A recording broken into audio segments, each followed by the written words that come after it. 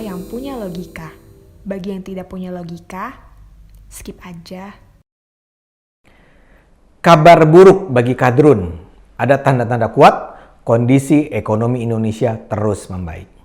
Apa yang selama ini diramalkan para kadruners yang bilang Indonesia akan hancur, mengalami krisis, pemerintah Jokowi gagal menangani COVID-19, insya Allah tidak terbukti. Data menunjukkan we are on the right track. Ini misalnya terlihat dari data konsumsi masyarakat Indonesia. Orang-orang Indonesia sekarang sudah berbelanja lagi. Dalam ekonomi, orang berbelanja merupakan kegiatan yang menopang pertumbuhan ekonomi. Bila kita tidak belanja, konsumsi menurun. Permintaan terhadap barang konsumsi menurun. Produsen barang bingung karena produk-produknya tidak dibeli. Gairah investasi menurun, dan begitulah spiral penurunan ekonomi akan terus terjadi. Tentu saja kalau uangnya tidak ada, masyarakat boro-boro akan belanja. Karena itu, data mengenai peningkatan orang belanja adalah indikasi positif dari dua hal sekaligus. Artinya, masyarakat punya uang untuk dibelanjakan dan produk-produk akan diserap pasar sehingga meningkatkan roda ekonomi.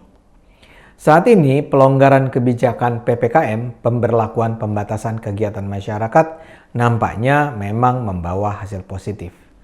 Karena itu banyak analis ekonomi yang menyajikan prediksi pertumbuhan ekonomi dengan nada optimistis. Tidak berlebihan kalau dikatakan, setelah di tahun pertama pandemi pertumbuhan ekonomi kita anjlok, kini kita mengalami bounce back. Sebelum pandemi di 2019, pertumbuhan konsumsi kita mencapai 4-5%. Di kuartal kedua tahun 2020, di masa awal pandemi, angka itu terjun drastis, mencapai minus 5,51%. Syukurlah dengan kerja keras pemerintah, bisnis, dan masyarakat, konsumsi masyarakat itu kini kembali naik, sehingga diperkirakan mencapai tingkat pertumbuhan sama dengan sebelum pandemi, di sekitar angka 5%-an. Para analis bisnis menilai kegairahan belanja terutama kelas menengah dipengaruhi oleh sejumlah faktor penting. Implementasi PPKM, adanya bantuan pemerintah, penurunan penularan COVID-19, dan vaksinasi. Dan ini perilaku masyarakat yang sangat bisa dipahami dengan sederhana. Bila suasana yang terbangun adalah kelam, ada bayang-bayang bahwa kita semua terjerat dalam wabah yang mematikan, jumlah korban terus meningkat, kita hidup terpenjara, Indonesia menuju kehancuran, kita akan depresi. Dalam kondisi tertekan dan pesimistis, bukan saja tubuh kita yang menjadi jauh lebih rentan, perilaku sosial kita pun terlumpuhkan. Tapi begitu suasana psikologisnya berubah menjadi melegakan, perilaku warga pun menjadi serba ceria. Salah satu pertanda kebahagiaan adalah belanja. Masyarakat merasa nyaman untuk belanja, baik di pusat perbelanjaan maupun secara online. Bila sebelumnya masyarakat berhati-hati membelanjakan uangnya, kini mereka dengan lega mengeluarkannya untuk menyerap produk yang tersedia di pasar. Di kalangan ekonomi yang lebih bawah ada faktor lain berpengaruh. Pertama adalah adanya bantuan sosial dari pemerintah.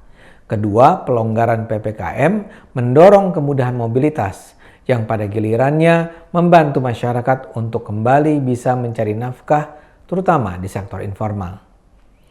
Kita tentu masih ingat adanya letupan-letupan sosial mini di sejumlah tempat yang meneriakan pencabutan PPKM.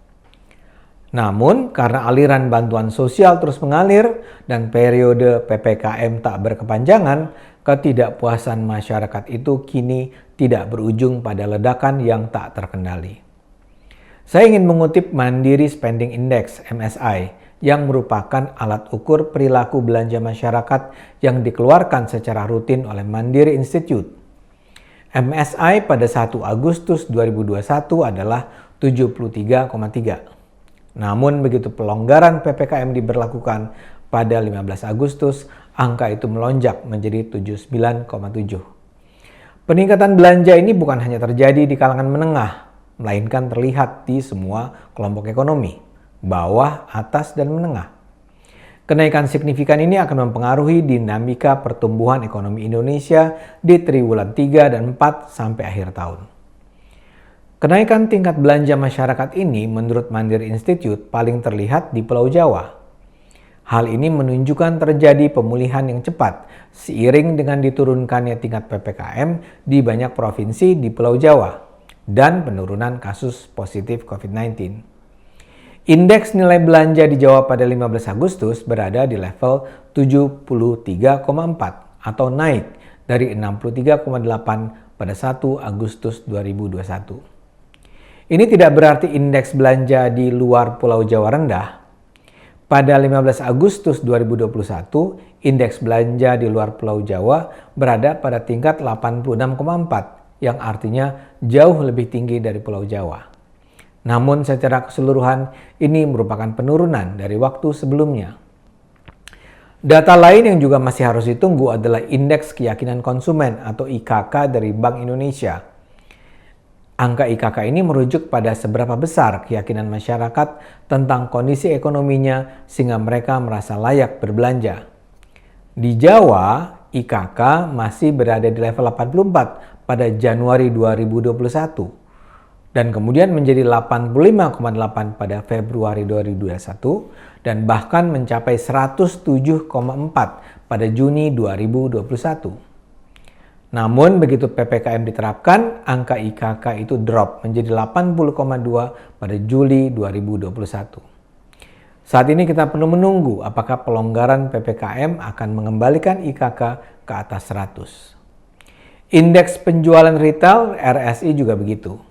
Pada Januari dan Februari 2021, RSI berada di zona merah, masing-masing pada level 182 dan 177,1. Namun pada Maret 2021 itu sudah memasuki zona hijau, yaitu pada level 182,3.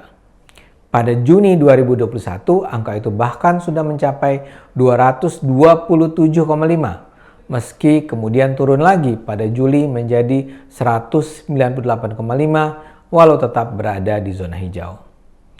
Bahkan data percakapan warganet di Twitter pun memberikan data sejalan.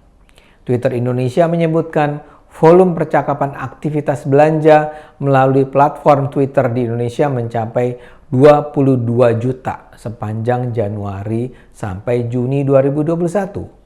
Volume ini naik 175% dibandingkan dengan periode yang sama tahun 2020. Artinya ya masyarakat belanja dan artinya ekonomi Indonesia bergerak.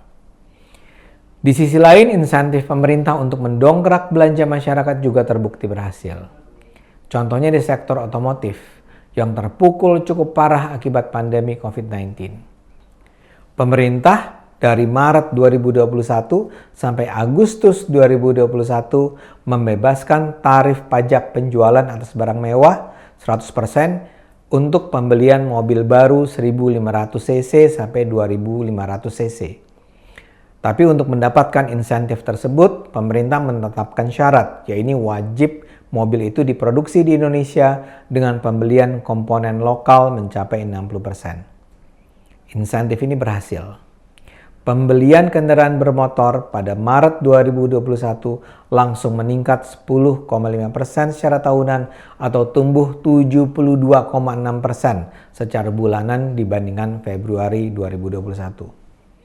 Begitu juga untuk sektor properti, ada pembebasan pajak pertambahan nilai hingga akhir tahun 2021 untuk pembelian rumah maksimal seharga 2 miliar rupiah per unit. Kebijakan itu juga dinilai berhasil mendobrak penjualan rumah pada triwulan 2 tahun 2021. Tentu saja setelah mengatakan ini semua, saya tidak mengajak Anda untuk melalaikan begitu saja ancaman COVID-19. Perjalanan masih panjang dan pengalaman menunjukkan bahwa setiap saat arah bisa saja berbelok tajam. Namun yang terpenting, kita perlu terus membangun sikap optimistis tentang Indonesia. Sejak awal COVID, skenario kiamat sangat sering diperdengarkan mereka yang terkesan tidak ingin Indonesia bahagia. Yang mereka lupa, Indonesia bukanlah negara pecundang. Bangsa ini sudah berulang kali menunjukkan bahwa kalau kita bersedia bekerja bersama, kita akan bisa mengatasi tantangan sesulit apapun. Kali ini saya rasa juga begitu. Mari terus gunakan akal sehat, karena hanya kalau kita gunakan akal sehat, kita akan selamat.